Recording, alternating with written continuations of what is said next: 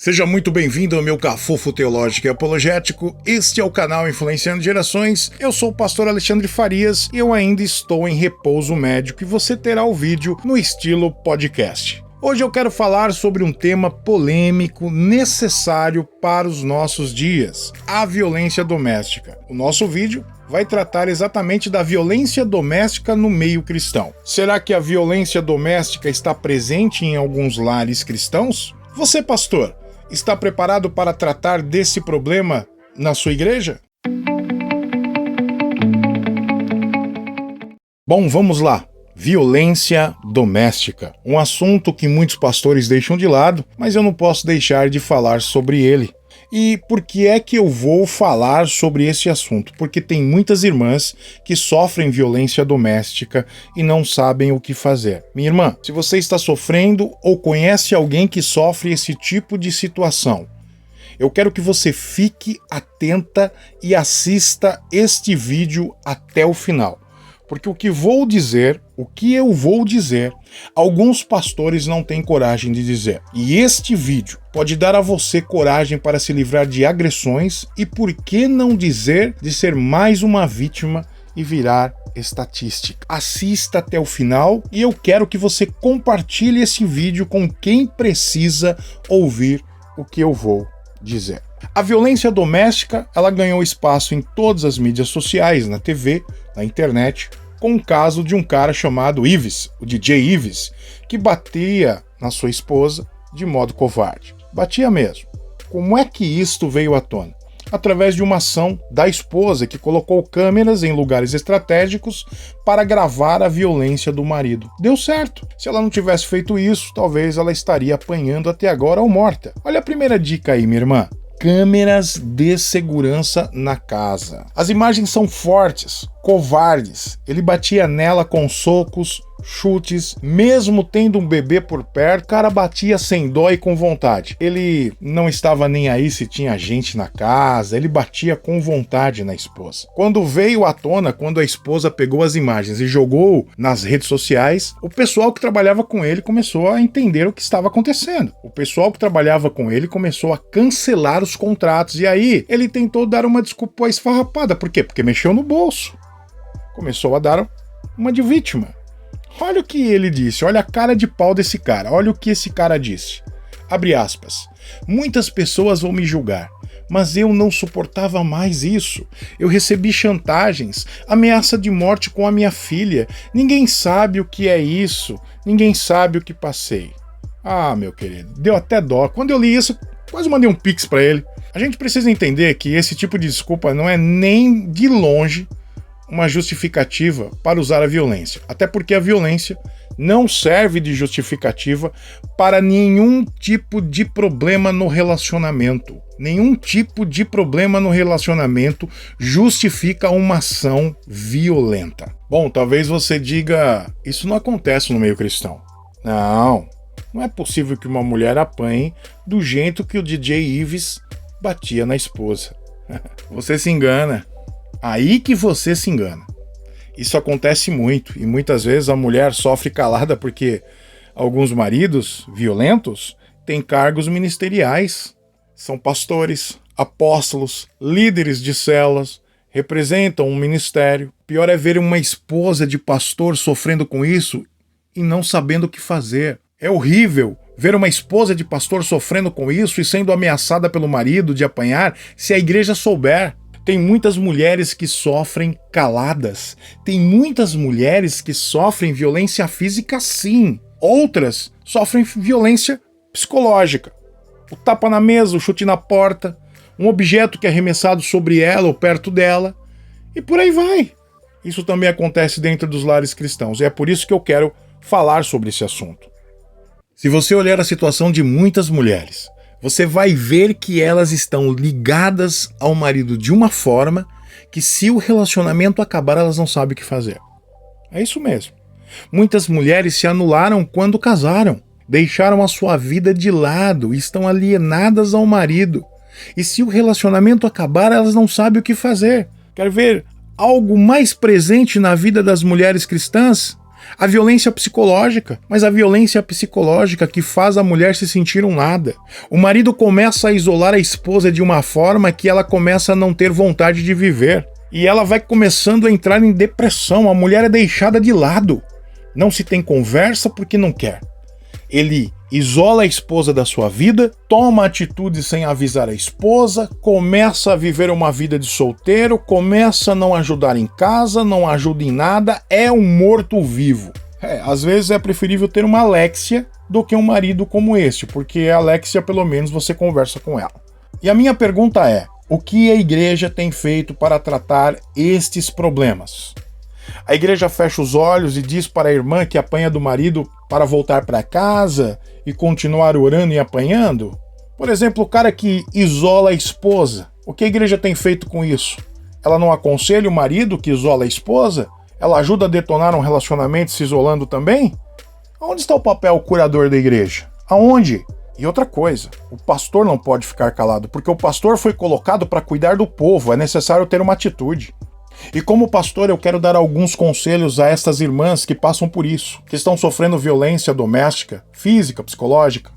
Talvez alguns conselhos aqui você já tenha até feito. Talvez o primeiro que eu vou dizer você tenha feito e não adiantou nada, então eu vou pedir para que você fique até o final do vídeo. Segura aí, minha irmã, escuta até o final. Fica até o final porque este é o primeiro passo e eu não posso pular passos. Eu tenho outro conselho para você que já fez o que eu vou falar daqui a pouco. Porque a primeira atitude que você precisa fazer, minha irmã, é conversar com o seu pastor. Pastor, eu sou esposa de pastor. Converse com o presidente do ministério. Pastor, ele é o presidente do ministério. Então segura aí até o final. Mas eu quero falar para você, minha irmã, que vai na igreja com teu marido, que ele é presbítero, que ele é diácono, que ele entrega a ceia, que ora e às vezes dá até a bênção lá no final do culto, você precisa dizer para o teu pastor o que está acontecendo na sua casa. Se vocês forem cristãos, vocês precisam chegar no pastor e conversar. É necessário. E por que eu digo isso? Deus colocou o pastor para cuidar do povo e o pastor não pode fugir da sua responsabilidade. Qual responsabilidade? A primeira responsabilidade que o pastor tem é ensinar um casal a se comportar no relacionamento diante da palavra de Deus. Mostrar na Bíblia como deve ser um relacionamento entre marido e mulher. Por isso que é necessário o pastor não ser neófito. Ele precisa conhecer Bíblia. O pastor precisa mostrar ao marido que ele não pode tratar a esposa com amargura. E aí você vai para Colossenses 3, versículo 19, chama o maridão ali, ó. Ó, o seguinte, você está tratando a sua esposa de uma forma errada. Porque a Bíblia diz em Colossenses 3, versículo 19, maridos, amai vossa esposa e não a trateis com amargura. O pastor precisa mostrar ao marido que ele deve amar a sua esposa como Cristo amou a igreja. Se for necessário, se entregar por ela. E aí você tem que pegar Efésios 5, versículo 25 e mostrar para o maridão violento lá. Olha aqui, ó. Maridão, é o seguinte, lê aqui. Efésios 5, versículo 25. Maridos, amai vossa mulher, como também Cristo amou a igreja e a si mesmo se entregou por ela. O pastor precisa mostrar ao marido que ele precisa amar a esposa como Cristo amou a igreja. Versículo 28 diz assim, assim também os maridos devem amar a sua mulher com o próprio corpo. Quem ama a esposa, a si mesmo se ama. Olha que coisa interessante. Chega pro maridão e fala assim, você tá batendo nela? Cara, você tá batendo em você. Diante de Deus você está se esbofeteando. Porque a Bíblia diz que você deve amar a sua esposa como você ama o seu próprio corpo. Na continuação do versículo diz, porque ninguém jamais odiou a própria carne, antes alimenta e dela cuida. Como também Cristo o faz com a igreja, porque somos membros do seu corpo. Veja, se Cristo ama a igreja e se Cristo chega ao ponto de dizer que a igreja é o seu corpo, quando você casa, meu querido, quando você casa, você se une à sua esposa em uma só carne. O marido que usa de violência contra a esposa está violentando a sua própria carne. Não existe nenhum tipo de possibilidade de se justificar através da violência, seja qual for, física, psicológica, o seu ato diante da tua esposa. A mulher não é tua propriedade, ela é tua parceira. E mais, Quando nós casamos, deixamos de viver sozinhos para viver na mesma carne com a nossa esposa. O próprio Jesus disse que quando casamos, passamos a ser uma só carne. Lá em Marcos 10, versículos 6 a 8, lê lá. Então, o primeiro passo, minha irmã, é levar ao conhecimento do seu pastor o que você está passando. Esse é o primeiro passo que você deve ter, minha irmã, levar ao conhecimento do seu pastor o que você está passando. Qualquer pessoa que se diz cristã deve andar conforme a palavra de Deus, e a violência doméstica não cabe na vida de um lar cristão. Qualquer marido violento não vive a palavra do Senhor e este quebra qualquer aliança com Deus, a ponto das suas orações serem interrompidas diante de Deus. Um homem violento tem as suas orações interrompidas diante de Deus. Tá, mas aonde está isso na Bíblia? 1 Pedro 3, versículo 7. Maridos, vós igualmente vivei a vida comum do lar, com discernimento, e tendo consideração para com a vossa mulher como parte mais frágil. Tratai-a com dignidade, porque sois juntamente herdeiros da mesma graça de vida, para que não se interrompam as vossas orações. Você tem que viver com discernimento, considerando sua mulher como parte mais frágil, sim, e você tem que tratar ela com dignidade, ok? Para que as suas orações não sejam interrompidas diante do Senhor. E aí eu quero falar para você, minha irmã, você não deve apanhar calada. Você não pode apanhar calada porque você é cristã. Agora, vamos lá. Se você já falou com seu pastor, se você trouxe para ele o que está acontecendo na sua casa e nada adiantou, se você é esposa de pastor e ele bate em você, minha irmã, escute o conselho que eu quero te dar. Você precisa tomar uma atitude que é denunciar o teu marido para as autoridades que podem resolver o problema. Sem medo, sem medo. Você fez de tudo diante da palavra de Deus e não adiantou. Você fez tudo isso e não adiantou. Se você é esposa de pastor ou já conversou com seu marido, ele continua te batendo. Se você é cristã, você está lá dentro da igreja, conversou com o pastor e nada adiantou. Você precisa denunciar o seu marido sem dó, minha irmã, para as autoridades competentes. Pastor, mas eu não vou pecar fazendo isso? Não. Não tenha medo em denunciar para as autoridades policiais. Sabe por quê, minha irmã? Sabe por que eu digo isso? Porque elas também são autoridades constituídas por Deus para resolver esse tipo de problema. Você tentou resolver com o pastor, não adiantou, diante da igreja não adiantou, então vamos lá, vamos resolver o problema com as autoridades constituídas por Deus. Romanos 13. Todo homem esteja sujeito às autoridades superiores, porque não há autoridade que não proceda de Deus. E as autoridades que existem foram por ele instituídas. De modo que aquele que se opõe à autoridade resiste à ordenação de Deus, e os que resistem trarão sobre si mesmo condenação. Agora presta atenção, minha irmã, o que diz aqui. Porque os magistrados não são para temor quando se faz o bem, e sim quando se faz o mal. Queres tu não temer a autoridade? Faze o bem e terás louvor dela. Ou seja, teu marido não precisa temer a autoridade se ele faz o bem. Mas se ele não faz o bem, ele vai temer a situação. Faz o bem e terás louvor dela. Queres tu não temer a autoridade? Faz o bem e não terás louvor dela. Se o maridão não quer obedecer a Deus e você já tentou de tudo, denuncie sem dó. Mas antes, tome cuidado quando você for fazer isso, porque senão você vira estatística.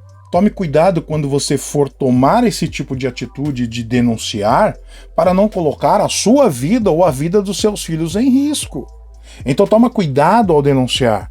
Se você tomar esta atitude, não fique no mesmo lugar que ele, porque certamente ele vai querer te matar. Não fique no mesmo lugar. Tomou a atitude de denunciar, não fica perto. Se possível, saia do convívio e tenha sabedoria. Chame alguém para levar seus filhos para casa, chame alguém para ir com você para você denunciar o seu marido e não volte para a sua casa. Mas pastor, eu não estou abandonando a minha casa? Não, você está se protegendo. Você não está abandonando a sua casa, você está se protegendo, não tenha medo. Se teu marido não está agindo conforme a palavra de Deus, ele quebra qualquer princípio de relacionamento, qualquer aliança espiritual sobre o casamento. E enquanto ele viver dessa forma sobre o casamento, não volte. É melhor você tomar uma atitude do que esperar ser morto nas mãos dele. Bom, eu disse que muitos pastores não teriam coragem de dizer o que eu estou dizendo. Mas eu não quero que você morra nas mãos de um homem violento e que depois vai falar eu me arrependi. Então, se você já conversou com o seu pastor, se você já conversou com ele, se você já fez tudo diante de Deus, denuncie sem dó. As autoridades foram constituídas por Deus para resolver esses problemas. E se for necessário, peça uma ação protetiva. Você não foi feita para apanhar, minha irmã. Você foi feita para ser amada. Bom, eu encerro esse vídeo assim. É um assunto delicado, mas necessário para a igreja. Se você gostou desse vídeo, se inscreva no canal, deixa o seu like e o seu comentário. Participe deixando a sua opinião ou dizendo se você conhece alguém que passa por esse problema, como é que foi resolvido, tá bom? Eu espero ter ajudado você, minha irmã. Que Deus te abençoe, que Deus te dê sabedoria de como agir. E saiba de uma coisa, você não foi feita para apanhar, você foi feita para ser amada. Deixa seu like, seu comentário, se inscreva no canal. Deus abençoe. Até mais.